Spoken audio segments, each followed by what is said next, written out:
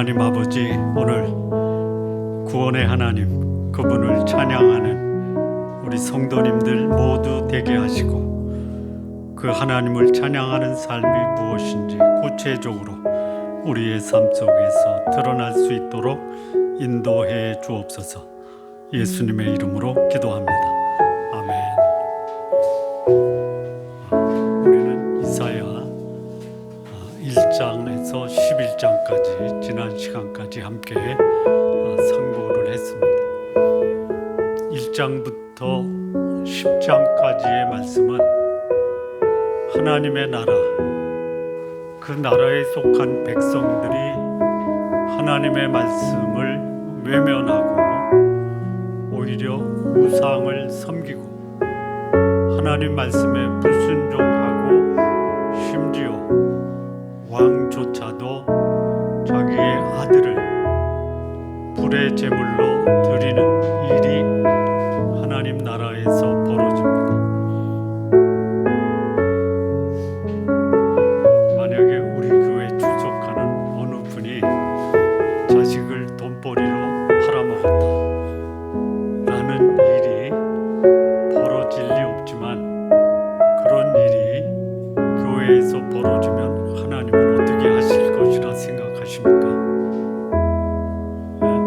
진노하시고 심판하시고 심지어 그 교회를 싹쓸이해서 사라지게 할 수도 있겠죠.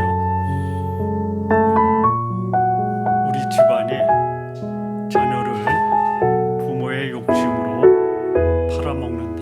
그 집안은 어떻게 되겠습니까? 쑥대밭이 될 정도로 몰락할 수가 있겠죠. 그게 우리에게 일어난다면은 아니 되옵니다. 하지만 그런 일이 하나님 나라에서 벌어졌습니다. 그게 놀랍습니까? 아니면 그럴 수 있습니까?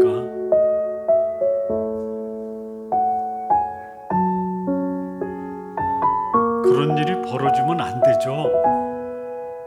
벌어지는 게 있을 수 있다. 그런 일이 벌어지면 놀라지 마십시오.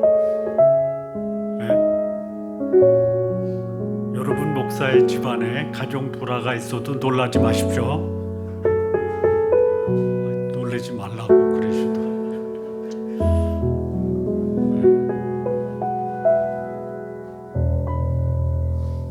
그래서 하나님이 이 하나님의 백성들에게 심판, 경고의 메시지를 전한 게 1장부터 10장까지예요. 그래서 하나님이 그 하나님의 나라, 소위 이스라엘과 유다인데요, 어떤 심판을 내리시냐면 아주 그야말로 있어서는 안 되는 전쟁이 벌어집니다. 하나님의 백성이 하나님을 떠나고 우상을 섬기면요, 그 주변 사람들이 우습게 여깁니다. 우습게 여기면 어떻게 해요? 와서 치는 거예요. 그거를 뭐라고 하냐? 전쟁이라고 그래요. 두 번째는 먹고 살기 힘들게 하세요. 기근이에요. 저쪽 북쪽 나라가 북쪽의 여호람 시대에 아람의 공격으로 사마리아 성이 포위됐을 때 먹고 사는 게 없으니까 모든 그 생활 필수품이 차단돼요. 그래도 살고 싶어서 어떻게 하느냐? 자녀들을 잡아먹기 시작해. 이런 일이 벌어져요. 세 번째는 땅을 가르세요. 지진이에요. 네 번째는 뭐냐? 전염병이에요. 이게 하나님의 심판의 도구입니다. 이때에 대부분이 회개를 안 한다라는 거예요. 여러분, 회개 안 하고 하는 게 뭐예요? 원망, 불안, 두려움, 심지어 우상 숭배, 하나님이 여러분을 심판할 때 돌아와야죠. 안 와요. 죄송합니다. 여러분들은 다 돌아가실 건데 안 가요. 하나님께 안 돌아가요. 그래서 그 마음의 불안, 두려움, 이 전쟁, 기근, 전염병, 지진이 일어나면 이거 뭐 어쩔 줄 모르잖아요. 그리고 하는 게 뭐냐면 하나님을 원망하는 거예요. 우사한테 가서 살려달라고 그래요. 이건 놀라운 게 아닙니다. 놀라지 마세요. 놀라운 게 뭐예요? 거기에 전혀 생명력이 없는 것 같은데 거기에 생명 있는 자가 있어요. 남은 자가 있어요. 그루터기가 있어요. 하나님의 심판이 전개되고 그 심판 속에 나타나는 하나님의 위로와 하나님의 구원의 메시지를 받은 자는 바뀌어요. 10장까지 하나님의 심판과 그 심판의 메시지가 들려올 때 그 속에 하나님의 은혜가 전달이 돼요. 동일하게. 우린 지난 시간에 11장에서 이새의 줄기에서 한 싹이 나고 그의 뿌리에서 한 줄기가 나요. 결실해요. 그런데 그 이새의 뿌리, 줄기에서 난 싹과 가지가 누구냐? 이 땅에 오시는 메시아, 복음의 메시지가 전파가 돼요. 근데 그 메시아 위에 누가 임하냐? 하나님의 영이 임하세요. 지혜와 모략의 영이 임하세요. 지혜와 총명의 영, 모략과 재능의 영, 지식과 여호와를 경외하는 영이 그 위에 강림하세요. 메시아가 오시면요, 그는 공의로, 정직으로, 그리고 성실하게 이 세상을 통치하신다고 그래요. 하나님의 심판 속에서 메시아의 구원의 메시지, 구원의 능력, 은혜를 본 사람들, 그들은 이 심판 속에서 하나님의 위로를 받아요. 여기 본문에 이렇게 시작합니다. 그날에 11장, 이사야 11장 1절에는 그때에 동일한 때예요. 어떤 때예요? 하나님의 분노가 그 분노를 받는 사람 속에 위로로 바뀌는 그때예요. 구원으로 바뀌는 그때예요. 모든 사람이 하나님을 외면하고 우상에게 가고 하나님을 원망하고 하는 그때에 하나님의 은혜와 위로를 발견하는 그때에 그것을 발견한 사람들, 그들을 가리켜 여기는 네가 말하기를, 그날에 네가 말하기를 주 여호와께서,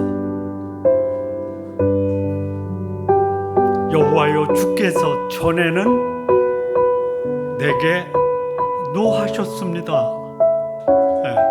전쟁과 기근과 지진과 전염병으로 저에게 노하셨는데 저는 그것이 제가 두렵고 불안하고 하나님을 원망하고 우상을 숭배해야 되는 줄 알았더니 그 속에 담겨있는 하나님의 위로와 자비를 받습니다. 그날에 전에는 나는 그것이 하나님의 진노인 줄 알았더니 이제는 주의 진노가 사라졌습니다. 그리고 그 하나님의 심판 속에서 저를 위로하는 것을 보았습니다. 그래서 저는 그것을 원망하고 우상에게 가는 것이 아니라 저는 이제부터는 주께 감사하겠습니다 라고 고백합니다. 이 얘기예요. 구원의 하나님을 찬양한다라는 것이 뭐냐? 심판 속에서 그 심판이 하나님이 나를 향한 저주가 아니라 그 속에서 나를 회복하고자 하는 하나님의 자비와 은혜를 보는 사람이 구원의 하나님을 찬양할 수 있고, 그 구원의 하나님을 찬양하는 첫 번째 모습이 뭐냐? 감사하는 거예요. 여러분, 찬양과 감사는 같이 갑니다. 찬양과 감사에 담겨있는 동일한 의미가 있는데, 이것은 뭐냐면요, 인정하다라는 거예요. 인정하다.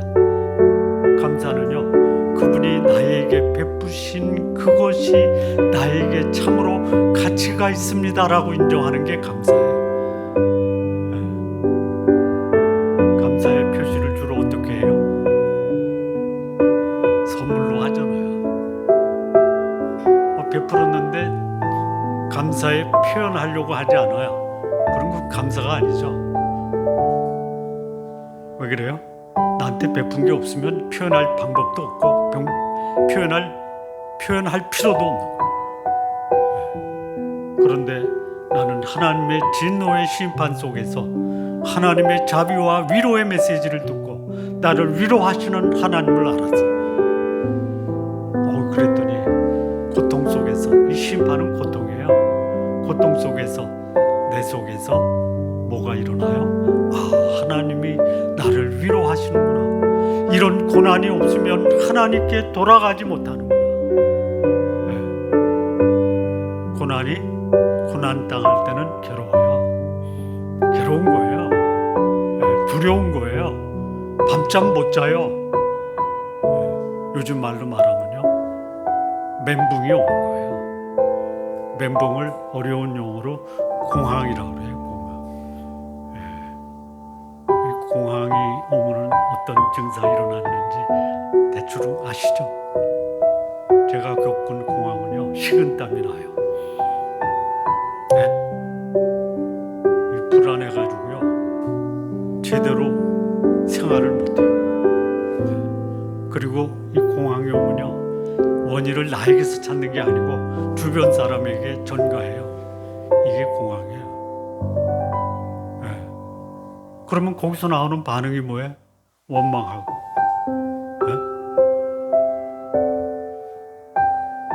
불만하고.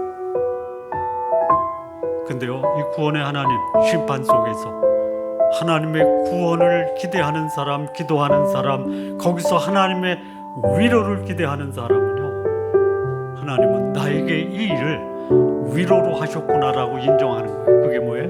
감사예요, 감사. 여러분, 감사하십시오. 그런데요,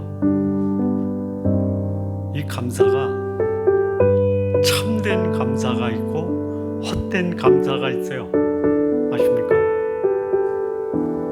예수님이 갈릴리 동편 베세다 바닷가에서 남자만 5,000명을 먹였던 오병이어의 기적을 행하셨죠. 감사하죠? 그래서 어떻게 했어요? 사람들이 예수를 잡아서 억지로 임금 삼으려고 했죠. 그것을 아신 예수님이 피하시죠. 왜 피해요? 사람들의 마음을 아셨기 때문에 그래요. 뭘 알았어요? 예수님을 잡아서 억지로 왕을 삼으려고 하는 이유가 뭐예요? 먹는 문제 해결해줘서 그런 거예요. 여러분의 먹는 문제, 경제적 문제 이거 해결해주면 감사하죠? 그걸 뭐라고 그래요? 제가 얘기했잖아요. 거품. 여러분, 오늘 고기 먹어도요, 내일은 풀뿌리도 없어서 못 먹을 수 있어요. 그게 우리 인간사예요. 그러면 어제 고기 먹을 때 감사함으로 먹었던 사람이 오늘 먹을 풀뿌리도 없으면 뭘로 바뀌어요? 감사가 뭘로 바뀌어요? 원망, 불만. 그래서 이 잘 먹을 때 했던 감사는 무슨 감사다? 얘기했잖아. 거품이다, 거품. 여기 감사하는 이 감사는 뭐예요? 지극히 작은 자, 구루토기, 흙에 덮여서 안 보일 수 있는 남은 구원받은 자들은요, 찬양을 하는데 뭐냐, 여기에 하나님의 위로가 있고, 여기 하나님의 자비와 은혜가 있고 이것을 발견하고 이것이 하나님이 나에게 주신 큰 은혜로구나라는 것을 인정하는 게 뭐예요? 감사예요. 감사. 이 감사는요, 감정의 감사가 아닙니다.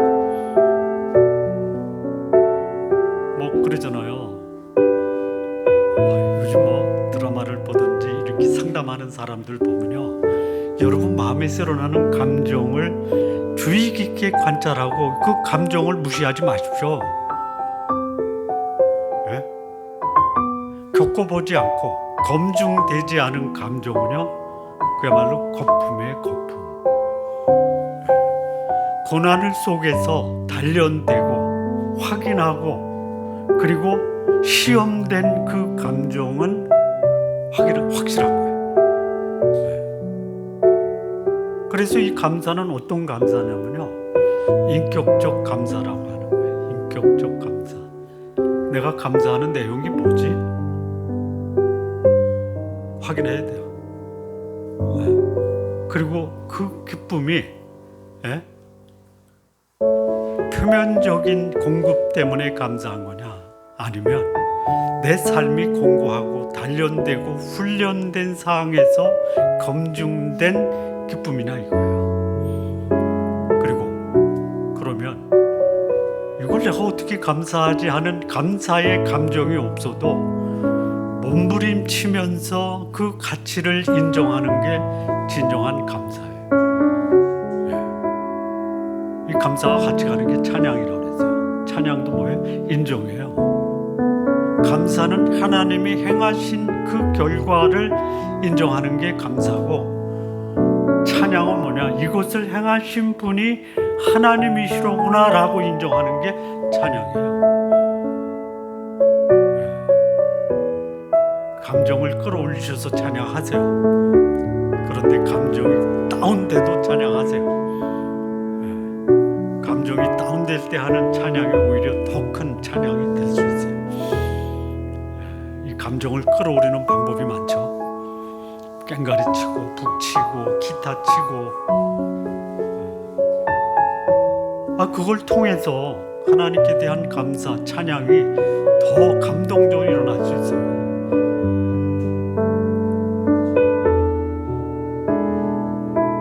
고난 당한 것이 너의 유익이다. 고난 당하기 전에는 내가 하나님의 은혜를 몰랐지만 고난을 통해서 나에게 역사하는 하나님의 은혜를 발견했다. 그래서 드리는 하나님은 그런 분이로구나 하는 게 뭐예요? 찬양이에요. 구원의 하나님을 찬양한다라는 게 뭐냐? 그분의 가치를 인정하는 거예요. 그분이 무엇을 하셨다? 진노에서 위로하셨다. 진노 중에 위로를 발견하는 사람이 하나님을 감사하고 찬양할 수 있다. 이게 첫 번째, 하나님의 구원을 경험한 사람이 찬양할 때 첫 번째 하는 게 뭐냐? 그분이 나를 위로하셨다라는 걸 인정하라.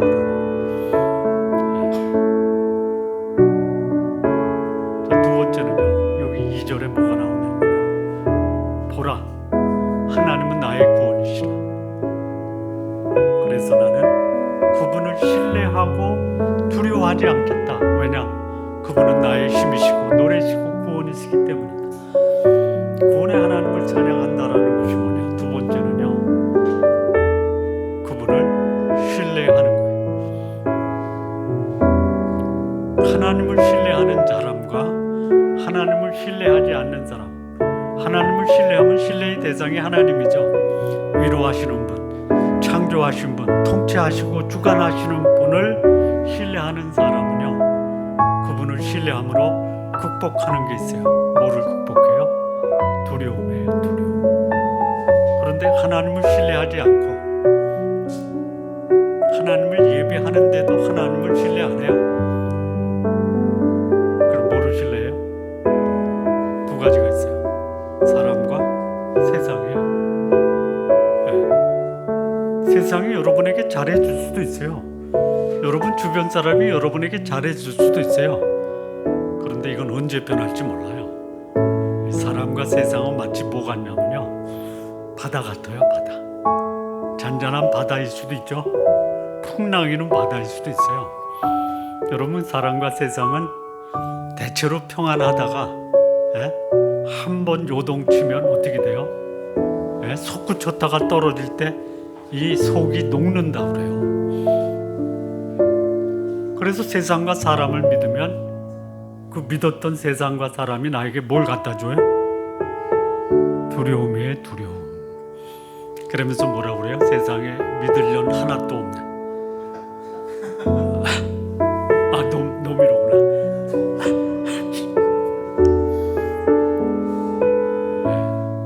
없어요. 세상의 사람들은 믿을 사람이 아니라 서로 위로하고 자비와 공유를 베풀고 도와줘야 되는 사람. 하나님의 구원을 경험한 사람은요, 세상이 아닌 하나님을 신뢰하는 거예요. 세상을 신뢰하면 두려움이 앞서지만 하나님을 신뢰하는 사람, 그 신뢰가 하나님이 어떤 분인가를 인정하는 거예요. 그리고 마음에 평안을 누리는 거예요. 이 평안이 어떤 평안이냐, 말씀드린 대로 솟구치는 파도 치는데 인생 속에서 하나님이 어떤 분인가를 경험하고 인정하는 게 찬양이에요. 그게 신뢰하는 자들에게 가능한 거예요. 예수님이 십자가를 앞두고 뭐라고 그랬어요? 평안을 너희에게 주노니 곧 나의 평안을 너희에게 주노라. 그러니 너희는 세상에서 두려워하지 말아라. 감옥에 있는 이 사도 바울이 빌립보 성도를 향해서 내가 너희에게 말하니 기뻐하라. 내가 다시 말하노니 기뻐하라. 그 기쁨은 기뻐할 수 있는 상황보다는 내 속에 기쁨의 근원이 있는 위대하신 하나님, 그분의 구원의 능력을 경험한 사람들이 환경에 상관없이 내 마음속에 하나님을 기대하는 마음, 이게 기쁨이에요. 시편 107편의 인생을 세 가지로 비유하거든요. 첫째는 뭐냐? 광야의 비유예요. 광야. 가도 끝이 없는 광야. 그런데 거기서 거할성을 찾아요. 그래서 그 마음속에 기쁨이 있다라는 거예요. 내가 살고 있는 이 땅에 내 생각을 고정시키면 여기는요, 불안해요, 두려워요, 염려와 걱정으로 가득 차요. 두 번째는 뭐냐면 험한 바위산이에요. 인생이 그래요. 세 번째는 뭐냐면 풍랑이는 바다예요. 솟구치는 파도가 내 인생을 덮치면요, 이거는 걷잡을 수 없는 공포와 두려움이에요. 그래서 하나님께 부르짖어요. 그랬더니 하나님이 그를 소원의 항구로 인도하세요. 기뻐하시는 중에 소원의 항구로 인도하세요. 이게 하나님의 구원을 체험한 자들의 모습이에요. 자, 세 번째, 하나님의 구원을 찬양하는 자, 구원을 경험한 자는 어떤 삶을 삶으로 자신의 구원을 증명하느냐? 3절에 보면, 그러므로 너희가 기쁨으로 구원의 우물들에서 물을 기르리로다. 중요한 단어가 기쁨이고요, 또 하나가 우물들이에요. 여러분 마음속에 기대하는 게 많죠? 하나가 아니죠.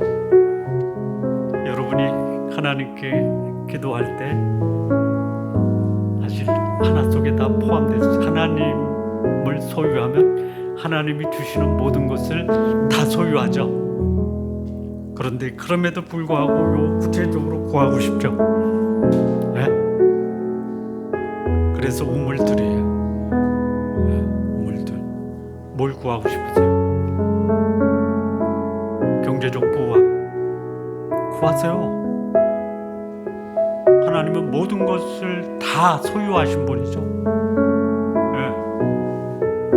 하늘과 땅을 창조하신 분이, 모든 것이, 모든 부가 다 하나님께로부터 온 것이에요. 네. 하나님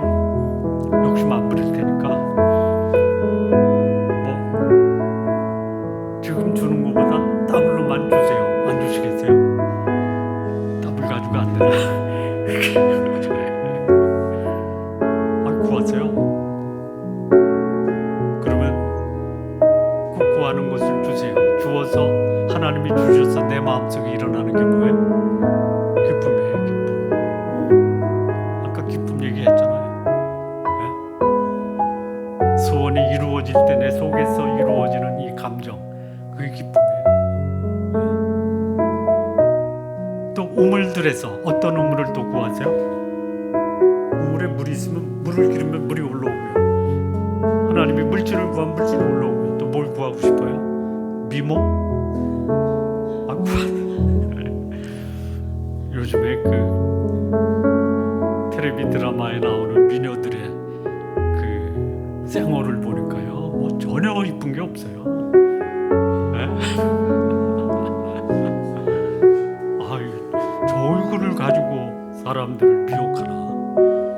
구하세요? 또 뭘 구하세요? 이걸 구하세요. 평안을 구하세요. 네? 두려움을 극복하는 평안의 우물에서 평안을 구하세요. 더러운 성질을 고칠 수 있는 온유의 우물에서 온유를 구하세요. 네? 비난하고 정죄하는 그런 내 인생에서 네? 그들을 품고 사랑하는 그 우물에서 사랑과 온유를 구하세요. 그러면 그것을 얻게 돼요. 그래서 우리는 참으로 하나님이 행하셨군요. 하나님이 행하신 것을 인정하는 게 뭐예요? 감사예요. 감사는 기쁨과 함께 같이 가야 돼. 우리 성도님들의 삶이 내가 구원받았다라는 것을 증명하는 거 1절부터 3절까지 세 가지. 첫째, 인정하고 감사하고, 둘째, 신뢰하고 두려움을 극복하고, 셋째, 기쁨으로 구원의 우물들에서 내 소원을 구하라. 네 번째요, 이 4절부터 6절까지인데요. 여기 보면요,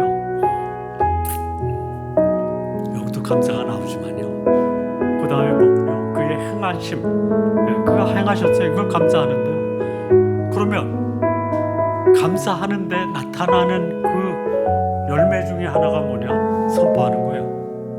만국에 알리는 거예요. 여러분에게 기쁜 일이 일어나면 알려야죠. 일부 예배 끝나고 어떤 집사님 딸을 봤는데 10월 달에 시집 간대요. 알려야죠. 알리세요. 그 주례가 있으면 제가 해줄래. 주례 안 한대.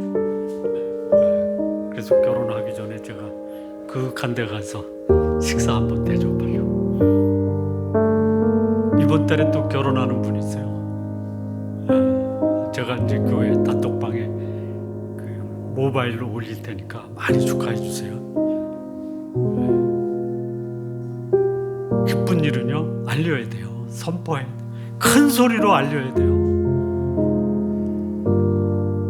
저는 제 자식들 결혼할 때 안 알렸는데 다른 분들이 막 큰 소리로 알리더라고요.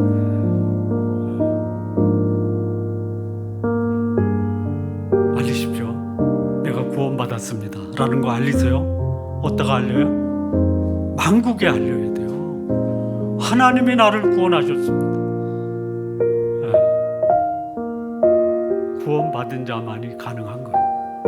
네. 구원받지 못한 자가 내가 구원받았다, 이거 선포할 수 있어요? 구원받지 못하고 구원받으라고 얘기하면요, 이거는 거짓말이에요. 네. 자, 어떻게 선포할 수 있어요? 여러분이 구원받은 것을 증명해주는 사람이 있어야 돼요. 아이, 구원받은 거 어떻게 알아? 어떻게 알아요? 저 사람은 구원받은 사람입니다 라고 증인들이 있어요. 증인. 심지어 그런 목사도 있어요. 구원은 죽을 때 가봐야 알아. 나는 그 목사는 구원받지 못한 목사다라고 봐요.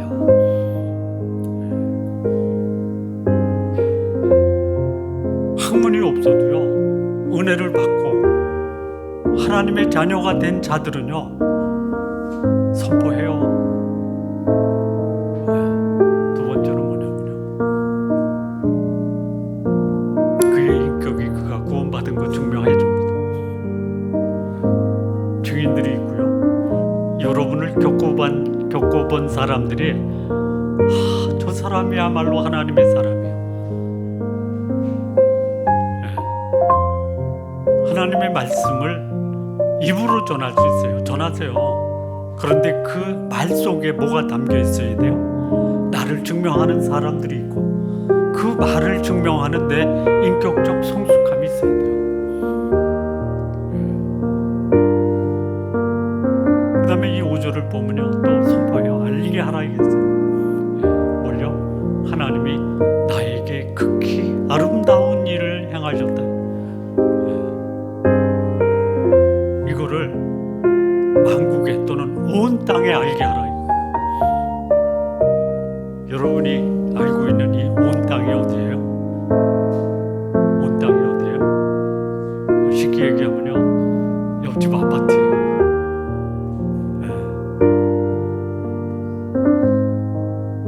여러분이 만나는 사람들이에요. 이건 참 신기해요. 거리에서 저에게 복음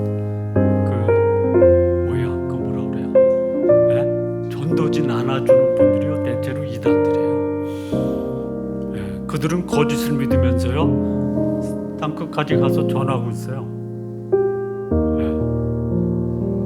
왜 그런지 아세요? 왜 그런지 아세요? 구원 받아서가 아니에요. 구원 받고 싶어서 그러는 거예요. 그럼 구원 받은 자는 어떻게 해요? 받았으니까 이제는 난 가만히 있어도 돼? 그러면 내가 받은 구원이 진짜 참된 구원인지 한번 진단해 봐야 돼요. 전할 때 어떻게 해요? 6절에 보니까요, 소리 높여 부르자. 우리 하나님이 참으로 위대하시다. 이것을 전하는 거예요. 정리하면요, 요게 누구한테 한 말이냐면요, 당시 앗수르 침공에 왔어요. 그 유다는 이스라엘이 이미 망했고 유다는 위협 속에 빠져 있을 때예요. 하나님이 이사야를 통해서 이런 말씀을 하시는 거예요. 나라는 풍전등화예요. 깜깜한 시대예요.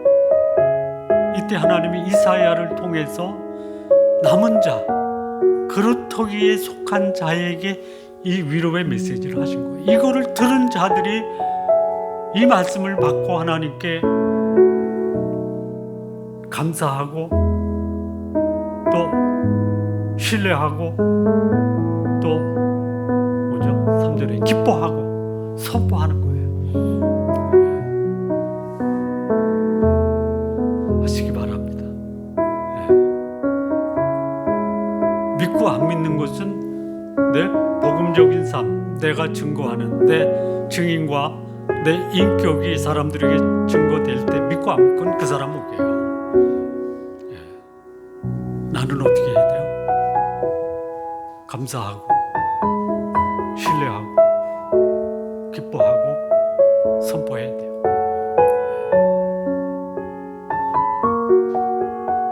우리 성도님들 이런 삶 꼭 사십시오. 이런 삶이 여러분을 통해서 누가 영광을 받으세요? 하나님의 영광을 받으시고, 하나님의 영광을 받는다라는 게 뭐예요? 여러분을 통해서 하나님이 세상에 드러나는 게 영광이에요. 이런 삶이 우리 성도님들의 삶 되시기를 진심으로 바랍니다. 기도하시겠습니다. 하나님 아버지 감사합니다.